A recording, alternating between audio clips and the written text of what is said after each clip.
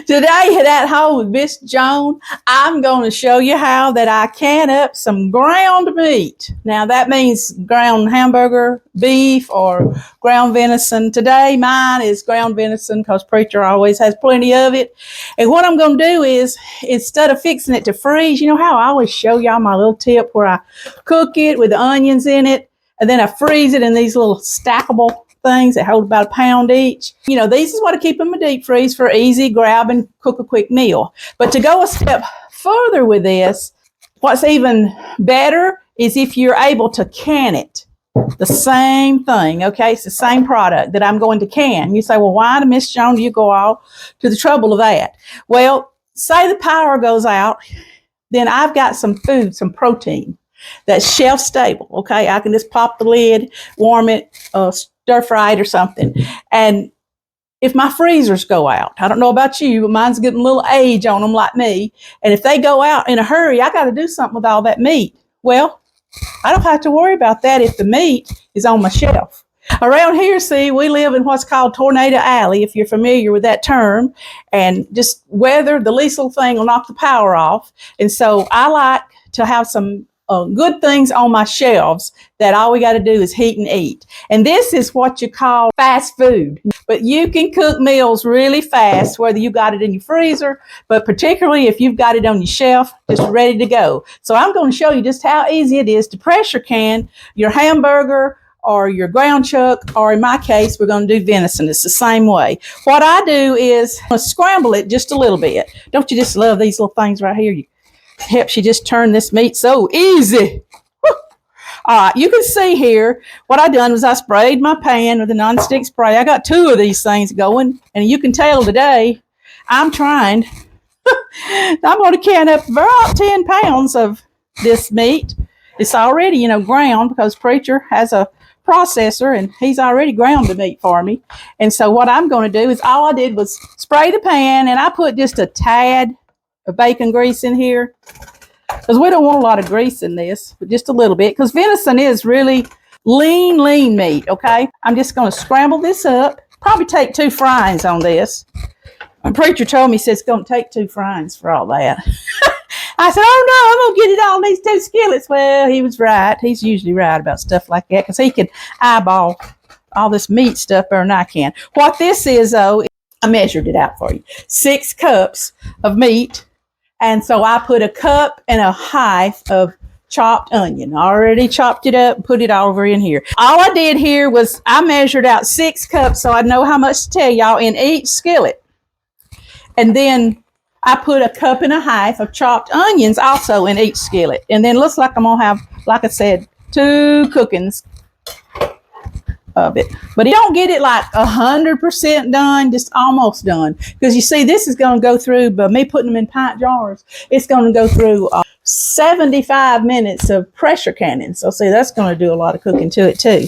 I'm just going to take a few minutes and brown up all this meat, and I'll get back with you, show you just how easy it is to can it up, put it on your shelf. Look here. It's not what you call 100% done, but it's like 90% done, okay? So I'm going to pour it over here, and I'm going to start 2 more skillets. Okay, here we are. We got it all scrambled up with the onion in it. And look here, I got 2 big bowls here of meat. I figured all my liquid is going to go to the bottom of this, and I'm actually going to fill the jars with a slotty spoon. Okay, that's how I'm going to cut down with any of the extra liquid that might be in here, and also drain it when you first pour it into the bowls. Okay, so I'm just going to do 2 for an example here to show you. Then I'll pause the camera and finish up the rest of them, because I know that canning can be a long video to watch, but I hope this helps somebody. If you watched my video canning frozen vegetables, we talked about how sometimes you need to make room in your freezers, and you can actually can up things that you have frozen and put them on your shelf. Well, if you've got some meat out there, then you need some more room in your freezer. Then this is a dandy recipe for you to do to get you some meat on your shelf, leave more room in your freezers for other things, okay? I make a mess, y'all. I just make a mess. That's all there is to it. I've got hot jars, I got hot meat, and I've got some hot water that I'm going to pour in here. But okay. Did you hear me? But okay. But okay, here I go. Ladling up my meat. Remember, it's got cooked onion in it.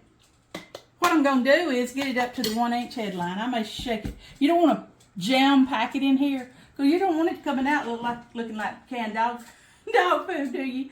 But I'm just kind of lightly patting it, and you can see that I got some more space that I can fill up. Alrighty. Now, I am putting these in a wide mouth jar. You don't have to. You can use a small mouth jar because the ground meat, it's going to be kind of easy to come out of the jar. Now, when I'm canning my chicken, which I've got a video on canning chicken, I like to use the wide mouth jars because it is a little difficult to get out of the small mouth jar. But you can do it. Can with what you got. Just like around here, I always tell y'all, cook with what you got. Well, can with whatever jar that you got. Jars are premium when you do a lot of canning to the 1-inch headline. Did you hear me say headline? To the 1-inch headspace, and I've already told you before, see it's that bottom ring right there. That's 1 inch. So you can take you out of, this thing measures it for you, but there's 1 inch and up here's 1/4 of an inch. So look at that. I think I got it that time. Now to this, I'm going to put some hot water. Okay, that's what this boiler is right here. Doing it with my grandma's dipper. Hey Lord, when I use this kind of stuff, it makes me think of my mama, my grandma. Yesterday, my mom had been gone 20 years. Whew, miss her every single day. She'd be so tickled with all this canning that I'm doing. Now, before I debubble it, I need to add the salt. Now, salt is not necessary in this recipe. Some of you don't want salt in nothing. It does not do something to make it preserve any better, okay? It's just me. I know what I like in here. And for a pint, I put 1/2 teaspoon of salt. If I was doing a quart, I'd put a whole teaspoon, but it's not necessary now. That's just my preference. This is a plain salt with no iodine in it. That's why I got it wrote on my little handy keeper here for canning. Does not supply iodine. You don't want that in your canning product, okay? Now, I'm doing what they call debubbling. We're going to get all, see them bubbles? Let me get over here and do one. See the bubbles? Well, that's air bubbles. We want to get as many of them out as we can. So we're going to go all the way around the jar. I know I'm using it upside down. I know. I just stick in whichever jar thing I want to. This is fast. Got it good and debubbled. You do that on whatever you're canning.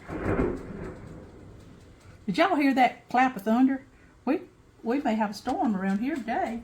I'm going to clean my jars with everything you can. You always want to clean around your rims. Because see, I could have got some salt on top of this, and it would surely hamper the sealing of the jar. I'm cleaning it. I dipped it in white vinegar, and I'm just going around my jar, cleaning it real good. All right, that's clean. I've been heating up my lids.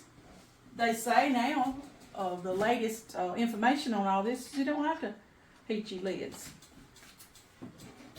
I still heat mine because that's what Mama did. No, you don't have to, okay? All right. Then I'm going to go ahead and get me 2 rings. I've got them in some hot water too, just a little extra purification step. Now, they tell us to, whatever we can, do finger tight. Don't squeeze it so hard. We think the harder the better, but that's not true. Right? Just finger tight on your jar. I pressure can my meat. Okay. When you read about it, the pressure canner will get the middle part of the meat, the middle part of the jar, where you really want that to get purified there. 240 degrees. Well, boiling water, what temperature is boiling water? If you tried to boil this in a water bath, it's just 212 degrees, okay? And it has to get to that 240 that a pressure canner does to kill any botulism or anything like that might be in there. So that's why I lean to pressure canning, okay? These are ready for the canner, okay? Now, in the canner, I'm getting over here getting my water hot, because remember, if you've got hot meat, you need hot jars, you need hot water in your canner. Everything the same. Now, in here, I've got 3 quarts of water. I've got, I put a splash of vinegar in there. That helps from like clouding up your jars. It's in there, and it's heating up. And I got one of these hickeys in the bottom. I put it in first, poured the water on top and the vinegar, okay? This keeps the bottoms of your jars from rattling up against the bottom of the canner. I've already got one in there. And if I have more jars and I have to do a second rack, I will put this in between them, okay? But here we go. My meat's going in here. Now, you could have poured broth over this if you wanted to, beef broth. I chose not to. I'm going to do all my seasoning when I take it out, when I go to use it. All I got in it is hot water and salt.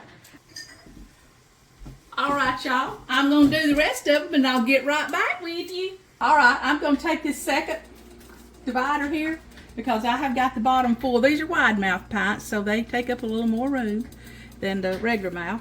But anyway, 7 in there. Now I'm going to put this in so I can pad the second row that I'm going to put in there. In here, I got 7 on the bottom of the wide mouth pints, and then I put the little divider in there. And I've got 8 on the top because I've just got 5 of the wide mouths, and then I did 3 of the small mouths. So I've actually got 8 cans on the top. All right, you always check your top here. Make sure this little thing's going up and down. That's the one that seals off and locks the top. And then this is what we vent through. And you always got to look through that. Make sure I see you. Make sure you see through that hole right there. The steam comes out. And then here's your pressure gauge. And it's on here nice and tight. And then this thing right here, that's the emergency valve that'll pop up if the canner's in any kind of trouble. And so anyway, I'm going to set this on here. Hear it go down and click, but I'm not through. You see this little line right here?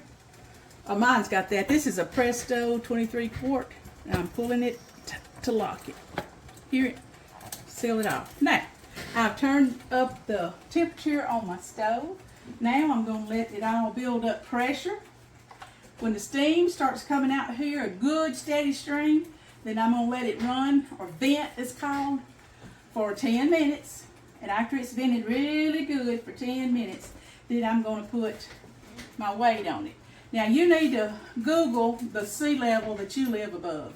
Okay, here I'm 1,000 feet above sea level, so everybody cans on 10 pounds of pressure. So this little weight that I've got right here, it's a 10-pound weight that I'm putting on here. Some people have these canners, they have the regular 15-pound weight. Where they live, it's 10 pounds. They have to watch their clock a lot closer than I'm going to have to watch mine. I mean, yeah, your pressure gauge here. You have to watch it a lot closer. But I'm not ready to put that on there now. Why? Because we're waiting now for the steam to start coming out right here. It needed to vent. I wish you could see this, but whew, it's coming out there real strong. Well, you wait till it's coming out there real strong, and then you set you a 10-minute clock because it needs to call vent. It's releasing all the excess air in here, okay, before we put the pound pressure on it. So this is an important step, okay? And I'm setting my clock for 10 minutes, and when we get back, we'll do the next step. Okay, y'all, I had 4 more pints than what this canner would hold, and I wanted to pressure can them, so I just started me another canner, and he said, Miss Joan, you going to use that big canner for just 4 pints? No. This will hold 9 on the bottom and 9 on the top. That's 18. So 18 minus 4. I found these 14 more items that I can can. Now, why can I do that? I got to find something that cans for the same amount of time as meat does. Okay, all meat, 75 minutes for a pint, 90 minutes for a quart. These are not quarts. 75 minutes is my goal. Okay, I finished filling the canner up with dry beans. Now, if you want to see how I done this, I've got a video out there on how to can dry beans. So I picked me some black beans, some black-eyed peas, some pintos, and some navy beans. And I'm trying to talk loud enough because remember, this one is doing its venting for the 10 minutes. So now, I'm going to put the lid on this and get it started, but we're actually filming the one that's got nothing but meat in it. And we're waiting on the 10 minutes, which is fixing to go off. Pot went off for 10 minutes on this one. That's venting, letting all the steam out. I'm putting my 10-pound pressure on there. Now, I'm not going to start my 75-minute clock for the pints, 90 for the quarts. Right now, I'm going to wait for this gauge. I'm going to wait on it to go up to 10 pounds. And when I do, this thing right here start rocking, okay? And that's when I'm going to set my clock. Okay, y'all, see how this is taking off to rocking? And look at there, it's on a little bit over 10 pounds. I'm going to turn my heat down. Now is when we do set the real clock, because these pints of meat and the beans I've got the can for 75 minutes. But I have adjusted my stove to bring the heat down just a little bit because I want it to be right on 10 pounds. And this thing will just rock just a little bit. You watch my other videos, I'll say, cha-ching, cha-ching, you know, this does a little bit of rocking. But anyway, we got it going, and we're going to let them go 75 minutes and cut it off. Just let them cool down on their own, probably an hour or two, and we'll take the lid off. Show you finished product. It's going to be good, and you can do it. I did want to say this, too. You notice another safety measure that this has. When that little button right there comes up, you know that this canner's locked, okay? This has processed 75 minutes, and when it did, I cut the stove off. But you got to let it cool down. You can't take the lid off of it right then, and you will blow up the kitchen. But anyway, I cut the stove off, and I watched for my dial to go down. But what I do is I just let it sit there for a good hour. Today it was an hour and a half. Okay, I wanted to make sure that my canner is all down to 0 and ready to open. And then when I saw that my dial was on 0, it came from 10 pounds all the way down to 0. And then I lifted this up, and you see there's no steam coming out of it. But I didn't do none of this till it had sat here after processing 75 minutes for an hour and a half. Because I don't get in no hurry to take the top off this prematurely. And then I just slide it over. Oh yeah, I noticed that my safety lock went down. It does that automatically when all the pressure goes off. That's what I like about this canner. Okay? It's a safety measure. Now, always open it where if there's any steam left in it, it goes away from your face. See there? Oh, yeah, they're still bubbling. I want to shimmy it to the front very slowly. That's because it's cool. I wouldn't do that if it was any bit hot or too hot. Now, we got to try to get these little fellas out of here. Here is our meat. Look at that. I hope that I have showed y'all that you can do this. All right. What I like about this now, I've got some good protein. Hamburger scrambled and ready to go with onion in it. Make me anything I want. Let's see. I could make sloppy joes. I could make chili, taco soup just by going and getting me some tomatoes and you know what I mean, corn and this good meat. Let's open up a bunch of cans, and I've got it in just a minute.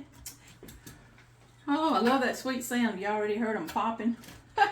You know, I was giving you a roll call of what all you could cook. Goulash. Y'all ever make that macaroni and hamburger meat together called goulash?